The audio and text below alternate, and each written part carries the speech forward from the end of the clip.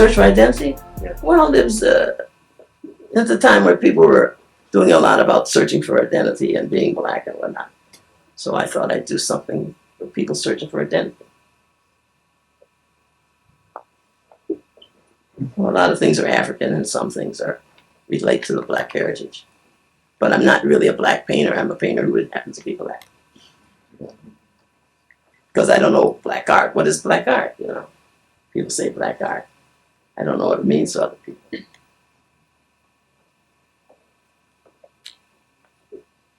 Thank you very much. Thank you. Yes, thanks very much. Not very talker. Not very good talker.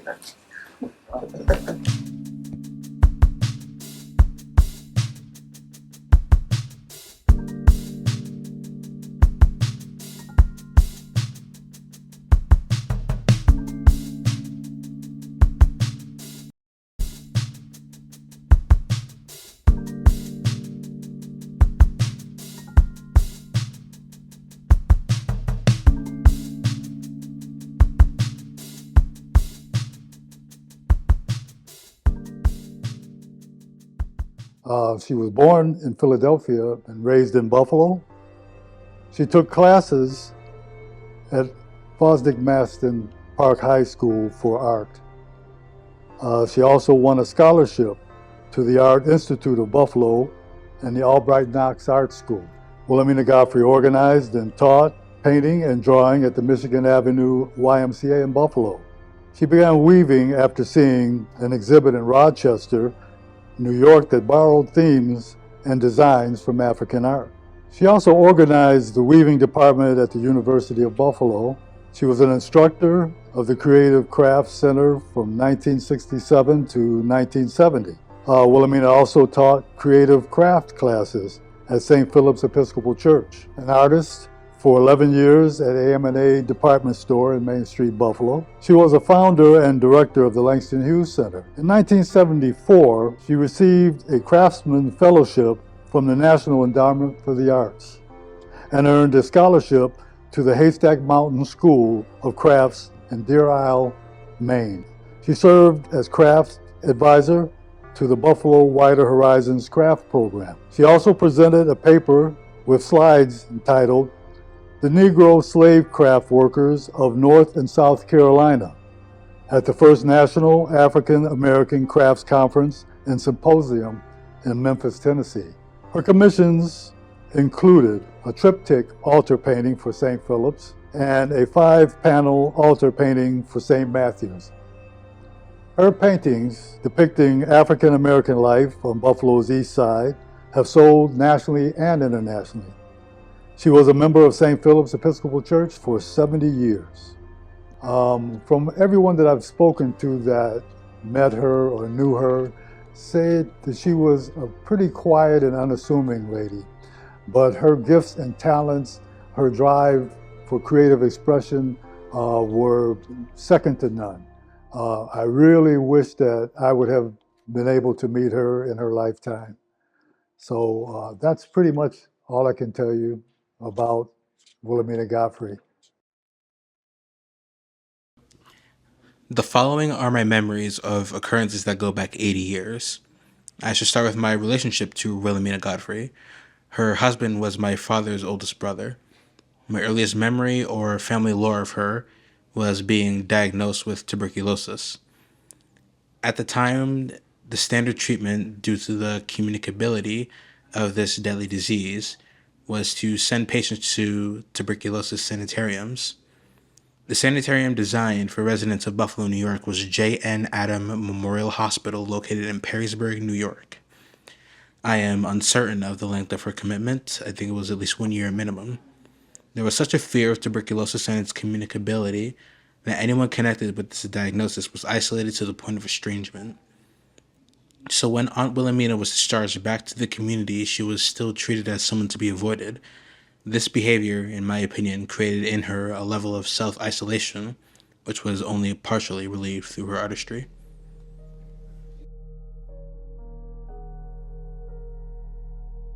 was about a woman who deserves more, a woman who left a legacy of community-driven creativity. For Wilhelmina Godfrey, there was an unending cycle of connection between her faith in God, her passion for art, and her deep impact on the broader community. As a woman of devout faith, she had profound influence on the St. Philip Episcopal Church. She was involved in almost everything, organized countless events and activities. One of the many reasons why people respected her so much. Beyond her involvement, she also created and designed many works for worship, specifically for the church. But her impact didn't stop there. Wilhelmina was a founding member of the Langston Hughes Center for Visual and Performing Arts. This center brought life to the community, offering a safe space for people to express themselves and explore new forms of art. Wilhelmina Godfrey dedicated nearly all of her 79 years to making art, creating spaces, and building her community. Yet over time, her contributes have been overlooked or forgotten, whether by neglect, mistake, or circumstances. We are here to correct the record and shed some light on her life as an artist who brought so much light to those around her. My name is Gerald Seals. I'm a member of St. Philip's Church. I'm an artist, and I'm an enthusiast about the life of Wilhelmina Godfrey, who was a phenomenal artist. And although I've never met her, I've also heard that she was just as phenomenal of a human being. But reading her bio just tells me that she was entrenched not only in the neighborhood, in her faith, and in her community. A lot of her life revolved around her faith, because to create the murals that she did, the altarpieces, the specificity, excuse me, that she put into those particular pieces of work just showed that she was really emotionally involved with what she was doing, spiritually involved with what she was doing, and also how that reflects on her work that she did of the community. Because I look at her work as very detailed, the way in which she forms her figures within the frame of her piece. When I look at it, really makes me feel curious, I would say.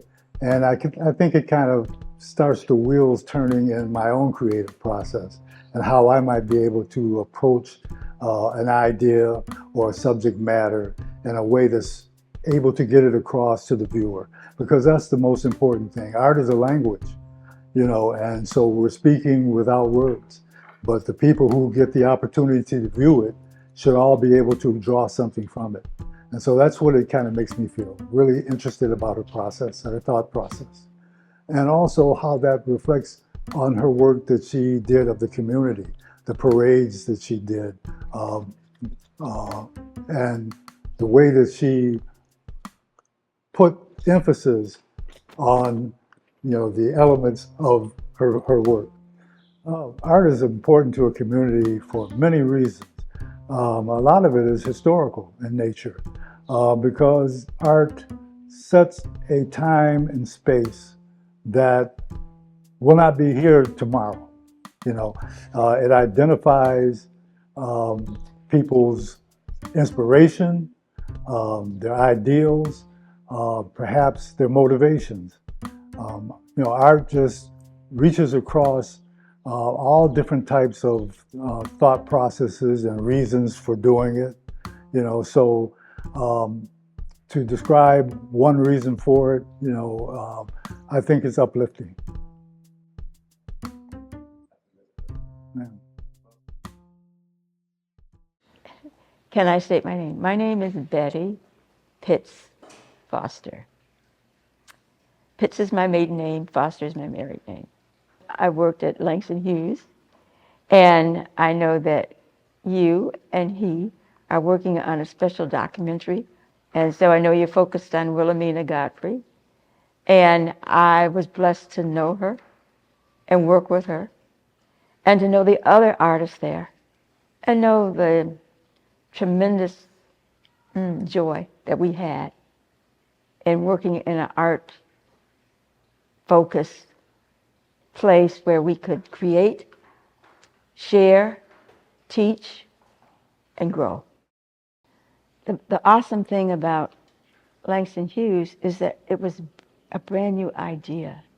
And so this was like their dream, really. It was a dream kind of place. It didn't start out as a business. It started out as a mission to make what was difficult for them easier for the young people that were interested in becoming artists. So define community for me. Well, the community inside Langston Hughes. Okay, the Langston Hughes community. Well, that's a big question too. To have a place where the focus was art, not money, not supporting somebody, or yourself, was tremendous because it was brand new, and new for me, and new for the people there, and new for this community, where the focus was primarily art. But Langston Hughes was it was different. It wasn't just focused on the kids, and it was focused on adults, and artistic adults, people that maybe had to do something else to support themselves, but not losing their artistic abilities. I was excited about being a part of a group of artists where we were focused on expressing ourselves, not on a day-to-day basis of supporting yourself. And it was awesome because everybody was excited. I mean, about what they were doing. We had a community of a variety of artists. So some were doing jewelry, some were doing printing, some were doing painting, some were doing sculpture. Some people were coming and teaching dancing. We had shows. We became a part. We became bigger than this city. We had shows in Washington, D.C. It was awesome. I mean, straight out awesome to be an artist where everybody was focused on being an artist. Manifested not only in you, but the people that you were with. So you're not just focused on yourself, you're also supporting the other people because you supported what they were doing as well. Mr. Minister, plus you got your students who were excited about being artists as well, and you got to encourage them. It was awesome. We are spiritual beings having a human experience. And so each person is an individual masterpiece, and everybody has to go through different phases in their life to understand the masterpiece that they are. It's not what comes in, it's what goes out of you. And you have to discover that. And you need to be in a situation where you can discover the masterpiece that you are individually. You have to fall in love with yourself, not criticize yourself, not condemn yourself, not try to climb up a ladder in relationship to somebody else. You have to learn who you are. And when you're in a situation that you determine who you really are, then there's no limits. I'm grateful that you have this wonderful class of upcoming artists and you're showing them the way, and I know they're going to be awesome. Yeah, and you always have to have a foundation. And so you guys got the light. I want to see it shining. I think that she was an incredibly prolific artist. She worked in multiple disciplines. She was a painter, a printmaker, a weaver and fiber artist. She was an educator, a scholar, and dedicated scholar to African American craft, and really advocated for filling the gap in critical thinking and writing about Black craft artists of the 60s and 70s. And she was a woman, an artist who refused to be restrained in how she was regarded as an artist. She was very adamant about defining herself on her own terms, from what I've gathered in my research, and didn't want her identity as a Black woman and as an artist to be defined by anybody but her. And for me, as a Black woman artist, as a curator, those are things that are very admirable and I think very revolutionary for the time in which she lived and worked. And so for all of that, I consider her to be one of Buffalo's greatest artists. The piece that really struck me, that was my first introduction to Wilhelmina, was the painting City Playground, which is in the Burchfield Penney Art Center collection. That piece always stuck with me because it felt so representative of my own lived experience. Growing up in the city of Brooklyn, New York, I have seen my fair share of urban city playgrounds, and to see it depicted in a way that was so aesthetically pleasing and different than what I was used to, but still felt very familiar, it always kind of stuck with me. She was a very design-oriented person. She had a very unique design sensibility, and was able to use color and form to create these very graphic sort of pieces that still represented her experiences as a Black woman on the east side of Buffalo and through her travels. My name is Tiffany Gaines. I am the Associate Curator at the Burchfield Penney Art Center and curator of the exhibition Wilhelmina Godfrey, I Am What I Am. This is not the first exhibition that I've curated that has included Wilhelmina's work.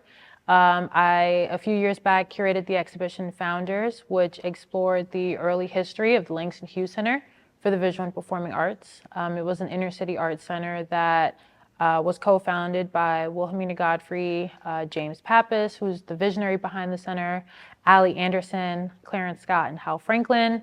And that was a little bit different in that that exhibition was made up of primarily archival materials, newspaper clippings, things that really told the story of how the Langston Hughes Center came to be, and with some examples of artwork from each of the founding artists. But this exhibition is different in that it is going to bring together a range of Wilhelmina's work that hasn't been shown in years, if ever.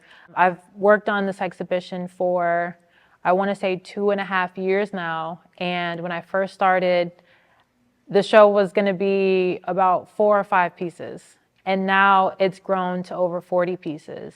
And that has been through having conversations, connecting with people in the community, talking about, you know, this process of discovery that I've been on, this journey that I've been on for all these years. It's opened up so many doors and opportunities that it makes me feel optimistic that this exhibition will only open up more opportunities to find even more of her work and to get her story out there to even broader audiences in the future. She was on the cutting edge of so many ideas of what it means to be an artist, what it means to be a Black artist, how our cultural identities and our cultural histories and legacies influence our experiences, but don't necessarily define us or put us into one single category. I think that she was really ahead of her time thinking about what it meant to be a Black artist beyond mainstream stereotypes or assumptions of what it needed to be. Artists of color and Black artists have historically been excluded or marginalized or relegated to having one artist represent all Black communities, right? Or all communities of color. Just like Wilhelmina was a superstar here in Buffalo, there are so many artists in so many cities throughout the country that have a similar story of doing amazing things in their community, and though that impact being lost to time and to just their passing on and not having their work be accessible.